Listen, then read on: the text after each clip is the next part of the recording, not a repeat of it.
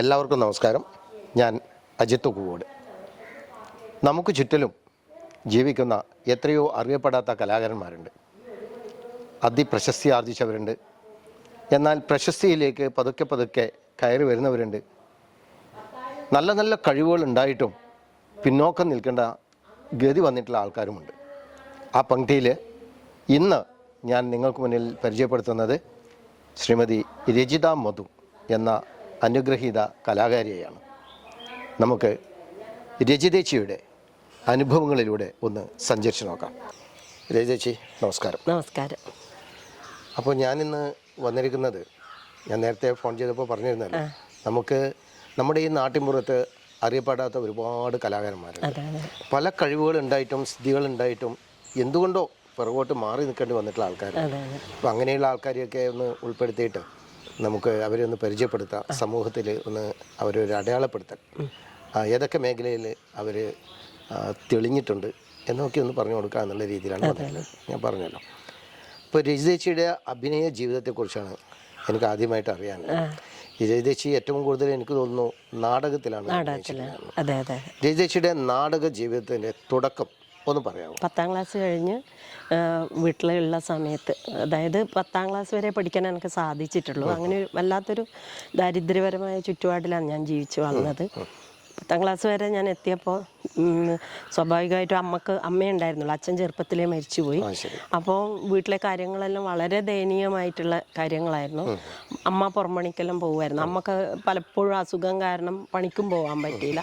അങ്ങനെ ആ ബുദ്ധിമുട്ട് ശരിക്കും ഞാൻ മനസ്സിലാക്കി വളർന്നൊരു കുട്ടിയാണ്. ഒരു പെൺകുട്ടി എന്നുള്ള രീതിയിൽ തന്നെ അമ്മേൻ്റെ ഏറ്റവും അധികം കാര്യങ്ങൾ ശ്രദ്ധിക്കുക ഒരു പെൺകുട്ടിയാണല്ലോ, വീട്ടിലെ കാര്യങ്ങളെല്ലാം. അപ്പോൾ ചെറുപ്പം മുതലേ മാനസികമായിട്ട് വല്ലാത്തൊരു പ്രയാസം. അമ്മേനെ രക്ഷിക്കുന്നതിലുപരി പട്ടിണി മാറ്റണം എന്നുള്ള ഒറ്റ ചിന്ത മാത്രമേ എനിക്ക് ആ പ്രായത്തിലുണ്ടായിരുന്നുള്ളൂ. അപ്പോൾ വേറെ ഒരു തൊഴിലും അറിയില്ല. മുന്നോട്ട് പഠിക്കാൻ എനിക്ക് ഒരു സാധ്യതയില്ല. സാമ്പത്തികമായിട്ട് വളരെ പരാജയപ്പെട്ട ഒരു സമയത്തും കൂടിയായിരുന്നു. അപ്പോൾ നമ്മുടെ കണ്ണൂർ സരസ്വതി ചേച്ചി എന്ന് പറഞ്ഞ വർഷങ്ങളായിട്ട് നാടകത്തിൽ അഭിനയിക്കുന്ന ചേച്ചി, അതായത് നമ്മളെ അമ്മ പണിക്ക് പോകുന്ന സമയത്ത് എന്നെ ആ വീട്ടിലാണ് ആക്കുക. എന്താ പറയുക, അമ്മ എപ്പോഴും പറയും ഒരു പെൺകുട്ടിയല്ലേ, വീട്ടിലൊറ്റക്കാക്കി പോവാൻ പേടിയാ. അപ്പം അതുകൊണ്ട് അമ്മ ധൈര്യപൂർവ്വം എന്നെ കൊണ്ടുചെന്നാക്കുന്ന ഒരു വീട് സരസ്വതി ചേച്ചിൻ്റെ ഇവിടെ. ഏത് വർഷത്തിലായിരുന്നു? 82-ലാണ് ഞാൻ നാടകരംഗത്തേക്ക് വന്നത്. ഞാൻ നന്നായിട്ട് ഡാൻസ് ചെയ്യായിരുന്നു ചെറുപ്പത്തിലെ.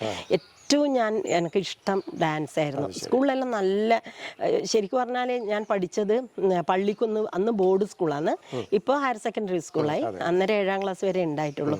അപ്പം പണ്ട് 3ാം ക്ലാസ് പഠിക്കുന്ന സമയത്ത് മനോരമ ബാലകൃഷ്ണൻ എന്ന് പറയുന്ന പ്രശസ്തിയായ ടീച്ചർ, ഡാൻസ് ടീച്ചറാണ് സ്കൂളിൽ ഡാൻസ് പഠിപ്പിക്കാൻ വരുന്നതെന്ന് പിയൂൺ അറിയിച്ചത് ക്ലാസ്സിൽ.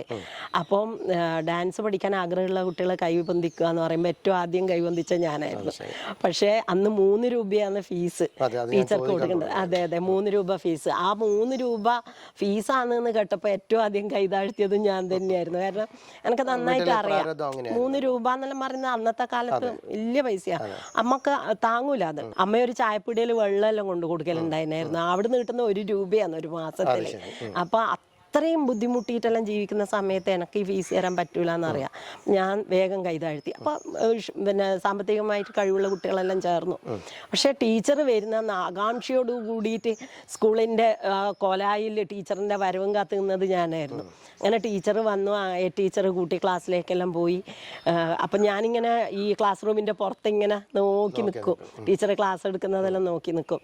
അപ്പം ഞാൻ വേഗം കണ്ടുപഠിക്കുമായിരുന്നു. അത്രയും ഇഷ്ടമാണ് ഡാൻസിനോട്. അപ്പം എൻ്റെ പൊട്ടത്തരത്തിന് ഞാൻ ഈ പഠിച്ച സ്റ്റെപ്സ് എല്ലാം ക്ലാസ്സിൽ ഈ ഇൻ്റർവെൽ സമയത്തെല്ലാം കാണിച്ചു കൊടുക്കും മറ്റുള്ള കുട്ടികൾക്ക്. അതെ കണ്ടുപഠിച്ചതായിരുന്നു. അപ്പോൾ ഈ ഫീസ് കൊടുത്ത് പഠിക്കുന്ന കുട്ടികൾക്ക് ഭയങ്കര കുശുമ്പ് വരൂലേ, എന്തായാലും സ്വാഭാവികമായിട്ട് ഉണ്ടാവുമല്ലോ. നമ്മൾ ഫീസ് കൊടുത്ത് പഠിക്കുക, ഇവള് ഫീസ് കൊടുക്കാണ്ട് കണ്ടുപഠിക്കുക. അപ്പോൾ ആ കുട്ടികൾ എന്ത് ചെയ്തു, മനോരമ ടീച്ചറോട് പറഞ്ഞു രജിത ഇങ്ങനെ കണ്ടിട്ട് വേഗം പഠിക്കുന്ന ടീച്ചറെ. അപ്പോൾ ടീച്ചർ സ്വാഭാവികം ചെറുപ്പക്കാരിയായിരുന്നു അന്ന് ടീച്ചർ. എന്നിട്ട് ടീച്ചറെ സ്വാഭാവികമായിട്ട് പറഞ്ഞു, ഫീസ് തരാണ്ട് പഠിക്കുന്നുണ്ടാ, അങ്ങനെ നീ നോക്കി നിന്നിട്ട് പഠിക്കണ്ടെന്ന് പറഞ്ഞിട്ട് ഈ വാതിലിൻ്റെ അടുത്ത് നിൽക്കുന്ന എൻ്റെ നേരെ നോക്കിയിട്ട് വാതിലിങ്ങനെ അടച്ചു ടീച്ചർ. സ്വാഭാവികമായിട്ടും പുറത്തുള്ള കാണണ്ടെന്ന് വിചാരിച്ചിട്ട് അടച്ചു. ആ ഒരു കൊട്ടി അടക്കല് ശരിക്കും പറഞ്ഞു കഴിഞ്ഞാലുണ്ടല്ലോ ആ ചെറിയൊരു പെൺകുട്ടിക്ക് താങ്ങാൻ പറ്റുന്നതിന്റെ അപ്പുറത്തായിരുന്നു. ആഘാതം തന്നെയായിരുന്നു. ശരിക്കും അതിനുള്ള ഒരു ചാൻസ്, ഒരു കാണാനുള്ള ഒരു കണ്ടുപഠിക്കാനുള്ള ഒരു ചാൻസ് ആയിരുന്നു എനിക്ക് നഷ്ടപ്പെട്ടത്. അപ്പൊ ഞാൻ ശരിക്കും ഈ വാതിൽ കൊട്ടി അടച്ചപ്പോ സ്തംഭിച്ച് അങ്ങനെ നിന്നുപോയി. അവിടുന്ന് മാറിയില്ല, അവിടെ തന്നെ നിന്നുപോയി ആ അടച്ച വാതിലിന്റെ മുന്നിൽ. അപ്പോഴാണ് എൻ്റെ തോളിലൊരു കൈ വന്ന് ഞാൻ പെട്ടെന്ന് നോക്കുമ്പോഴത്തേക്ക് നമ്മുടെ മീനാക്ഷി ടീച്ചർ, HM ആണ് നമ്മളെ ടീച്ചറാണ്. അപ്പോൾ ടീച്ചർ കണ്ടു ഇത് വാതിലടക്കുന്ന കണ്ടു. ഞാൻ അവിടെ തന്നെ നിൽക്കുന്നതും കണ്ടു. അപ്പോൾ ടീച്ചർക്ക് സങ്കടം തോന്നിയിട്ട് വന്നൊരു കൈ എന്നോട് ചോദിച്ചു, മോക്ക് ഡാൻസ് പഠിക്കണോന്ന് ചോദിച്ചു. അപ്പം ഈ സ്കൂളിന്റെ തൊട്ടടുത്താണ് വീട്, അതുകൊണ്ട് അമ്മേന്റെ കടപ്പാട് എല്ലാം ടീച്ചർക്ക് നന്നായിട്ട് അറിയാം. അപ്പോൾ വാസ്തവത്തിൽ ഒരു ദൈവത്തിന്റെ കരം എന്റെ തോളിൽ പതിച്ചു എന്ന് പറയുന്നത് പോലെ ടീച്ചർ. അപ്പൊ ഞാൻ മോക്ക് ഡാൻസ് പഠിക്കണോന്ന് ചോദിച്ചപ്പോൾ ടീച്ചറെ മുഖത്തേക്ക് ഇങ്ങനെ നോക്കുമ്പോൾ എന്റെ കണ്ണിന്ന് ഇങ്ങനെ നിറഞ്ഞൊഴുകുന്നുണ്ടായിരുന്നു. അപ്പൊ ടീച്ചർ വേഗം എന്റെ കൈ പിടിച്ച് വാതിൽ തള്ളി തുറന്ന് ടീച്ചറെ മുന്നിലേക്ക്, മനോരമ ടീച്ചറെ മുന്നിലേക്ക് പോയിട്ട് നിർത്തിയിട്ട് പറഞ്ഞു, ഈ കുട്ടീനെ ഇന്ന് മുതൽ ഡാൻസ് പഠിപ്പിക്കണം. അതിന് എത്ര ചെലവ് വരുന്നോ അതൊന്ന് സ്കൂൾ വഹിക്കും, ഇനി സ്കൂൾ വഹിച്ചില്ലെങ്കിൽ ഞാൻ വഹിക്കും എന്ന് ടീച്ചർ പറയുന്നു.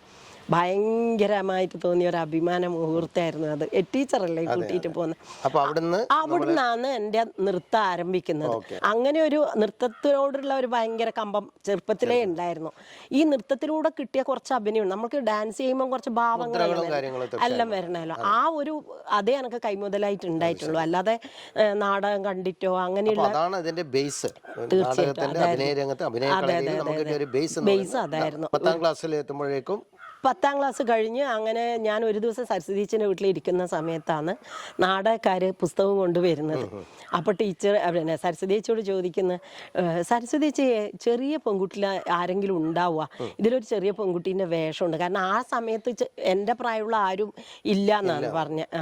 അപ്പോൾ പറഞ്ഞു ആരെങ്കിലും ഉണ്ടാവുമെന്ന്. അപ്പോൾ സരസ്വതീച്ചി പെട്ടെന്ന് എന്നോട് ചോദിച്ചു, നീ നാടകത്തിന് വരുന്നോ എന്ന് ചോദിച്ചു. അപ്പം എനിക്ക് അറിയില്ല ശരിക്ക് നാടകത്തെ എന്താണെന്ന്. 1-2 നാടകം സരസ്വതീച്ചിനെ കണ്ടു എന്നല്ലാതെ എനിക്കറിയില്ല. അപ്പം ഞാൻ പറഞ്ഞു അമ്മയോട് ചോദിക്കട്ടെ എന്ന് പറഞ്ഞു.